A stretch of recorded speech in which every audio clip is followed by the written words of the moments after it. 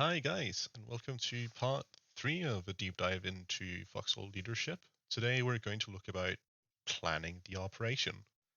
I bring you this awesome flowchart-ish drawing I did of what planning an op is. And the overarching thing is, of course, the operation and what goes into having this operation start and function. So on the left here, we have the operation plan and the operation date. And once you have these two things, that goes into becomes a logi order. This logi order is then prepared for the operation and goes into the op. Then you have the pre-op logi and you have the operation start.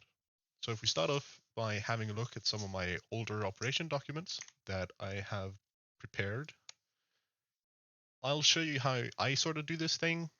And these I have, of course, there's selection bias, guys. I only have my best operation plans here because some of the others are two red lines on a cropped out image of the map, and they work just fine. But I want to go for a bit of quality for you guys and show you aspire to do this because the guys are definitely most excited when I pull up a document like this. So this is the document of our naval invasion of Yatavik in I don't even have a war date on this. Really, really long ago, like half a year ago or some shit like that. Anyway, it was Warden Vanguard and the 13th. And here we have a real nice picture. This was legit the situation that day. We came down through Fan's chain up here, and the document itself is just fancy front page that just says, op name, and then we have who is doing it and who made the plan. A really, really it's a really quick introduction. Like naval invasion, like what is it, where is it, and the most important details: two sites and two landing ships. So the two sites are independent from each other. All that information you get out on the first page and where you're landing. Just a quick glance, because the most important thing here is if you give this to your enlisted people, some of them show up and they have 2 minutes to just look at it, or they don't care enough, and it's just important that they get the most amount of information quickly. They can sort of read deeper and deeper into it. And here we go over to the squad setup. This one is a little micromanaging because I have all the equipment that is designated for each group and the amount of people that it takes. And if they have more people than that, what should they do all in here? So you can see it's split up in Warden Vanguard and 13th, and it's split up for what our objectives are. So Warden Vanguard has equipment specific to what they're doing, and we have equipment specific to what we're doing. Uh, and this is a 40 millimeter field gun, not a tank, and there's a 250 millimeter field gun. Oh, I can't remember what the ST is. Scout tank. It's the fucking scout tank? Is it? I don't think it was. Oh man. Oh, this is bad. I can't even remember what it was. It has to be. That's what I usually use for scout tank. Yeah, 2 manpower.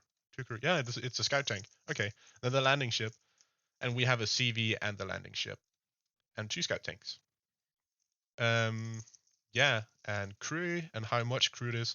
It's important to make a plan where you know that you'll have enough people for it. And then I was like, okay, sometimes, 19, 20 people show up. What should I have them do? And then I put that as optional here. So I can see my total manpower with optional would be 20 and they would be 15 because Warden Vanguard is slightly smaller than us. Then we go on here to the really important part for preparing your operation: logistics. There ain't no op without a gun. So this is essentially a list of all the items that each team would need to ferry in for this to be successful. Sort of a minimum. You can always say like take extra with or pre-produce extras for naval logistics and stuff like that, but you need to have a list of the things that you need to have to be successful. And if you don't have that when the op is supposed to start, you immediately call it off because you're just going to disappoint everyone and it's going to go to shit. But yeah, it's. I think I talked about this in the first episode, but there's no problem with really going over it again. You have the barge, Then you have what is on the barge, and then what's in the barge. And then it just goes 1, 2, 3, all of the stuff. The barge, on it, in it.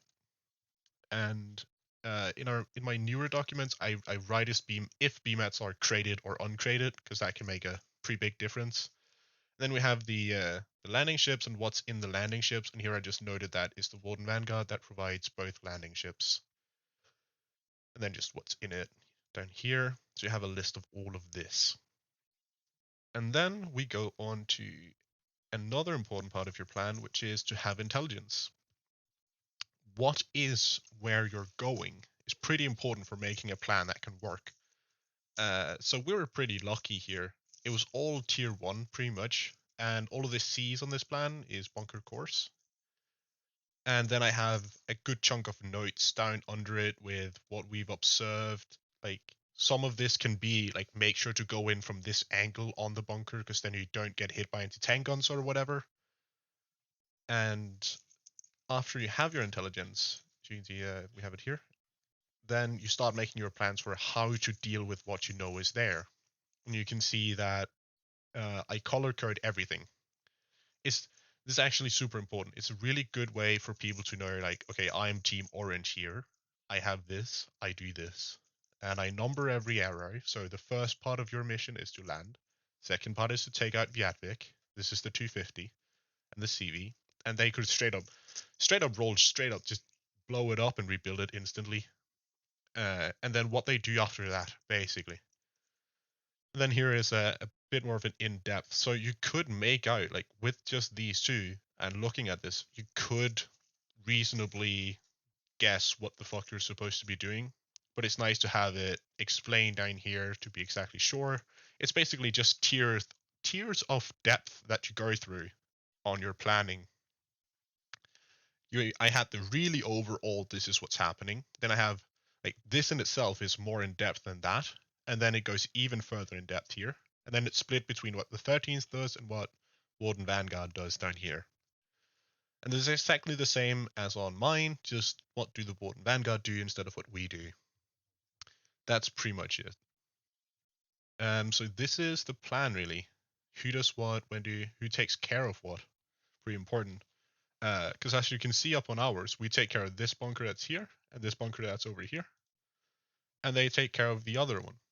And they establish the defense behind Vyatvik. And also down here I can see that, like, who built what bunker. If I remember correctly, and you can probably read this, pause it and read it and correct me in the comments, but I'm pretty sure that we took out all the bunkers, and while we then went frontlining, because we expected to get countered, obviously, we held, like, the colonials off while Warden Vanguard built up a defensive system. And then we switched because it's boring building all the time. So you kind of switch around. If we have one that's a lot newer, this is the last op that I did. This is the Reef Raid. This is slightly less in depth, but I still have my wonderful front page. No, this is the stuff that gets your people hyped for the operation. Um, and then here we have the plan. The arrows, which is so great. And because this is a landing that is a bit more narrow, so we don't have a beach to do. We couldn't land everyone at the same time because it's a very narrow beach. We split it up in waves, and it's very important to consider who goes first and what do they do. And here I have every line is their own. So red is what, and black and blue. So people can just, my color, what am I doing? That stuff.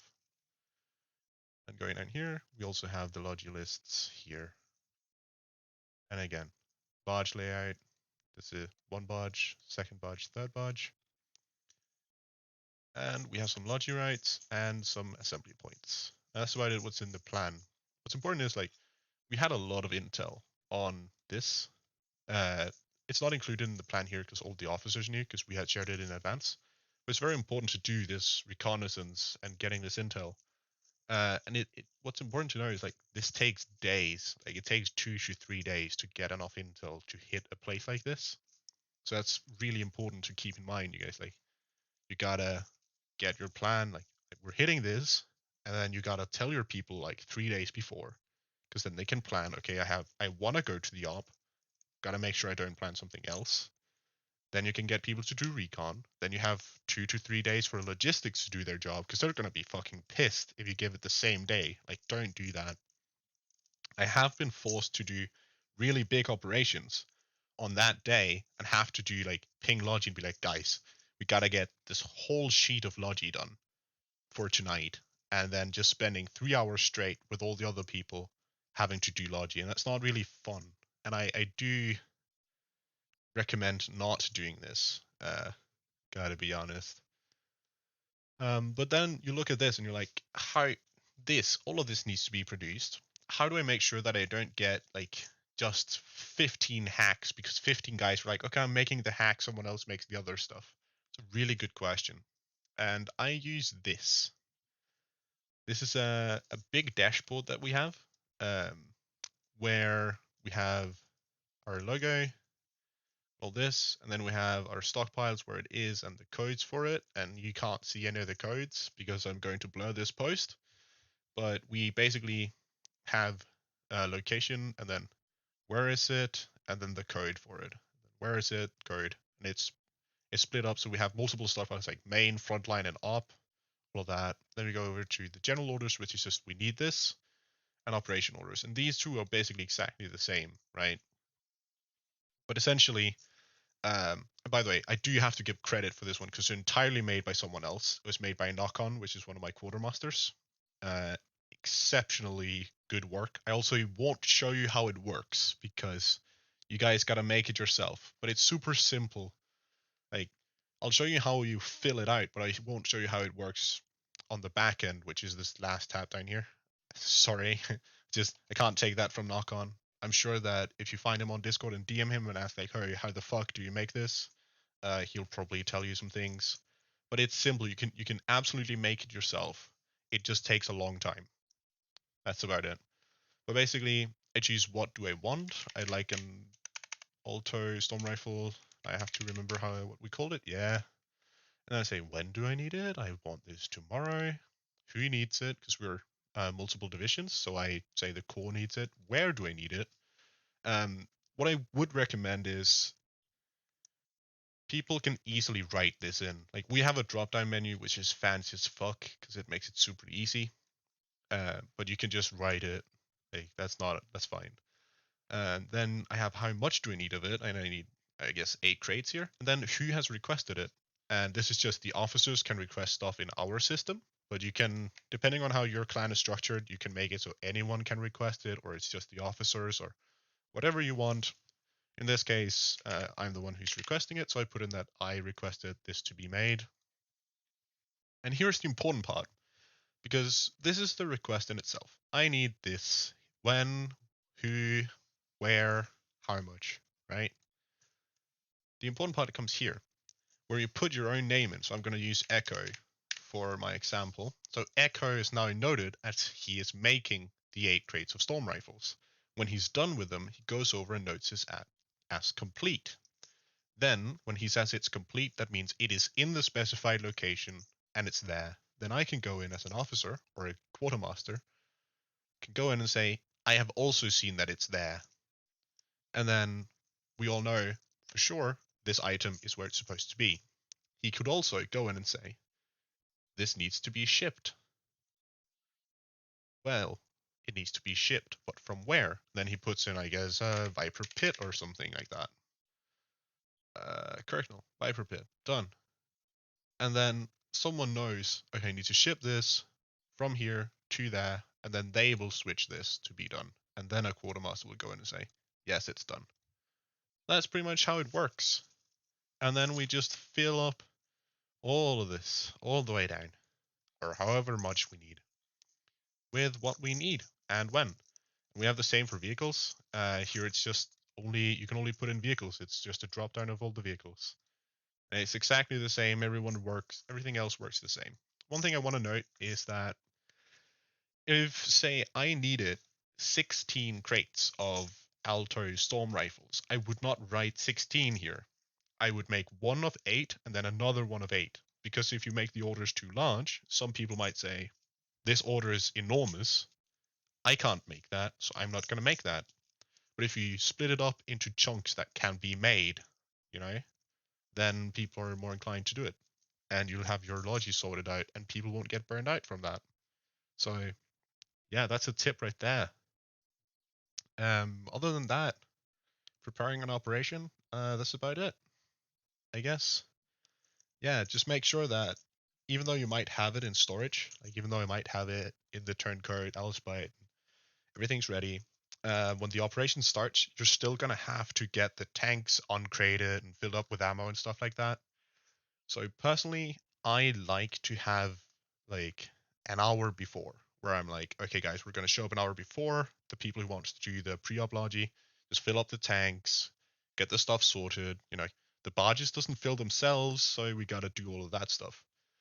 Putting off an hour for that, I explained that a lot in the first episode, so I won't go too much into that. But just remember that you might have done the logistics, like the rough logistics. Now you need to do the very specific stuff. But yeah, that's actually all for this episode. I hope you enjoyed, and I hope you have a good day as usual.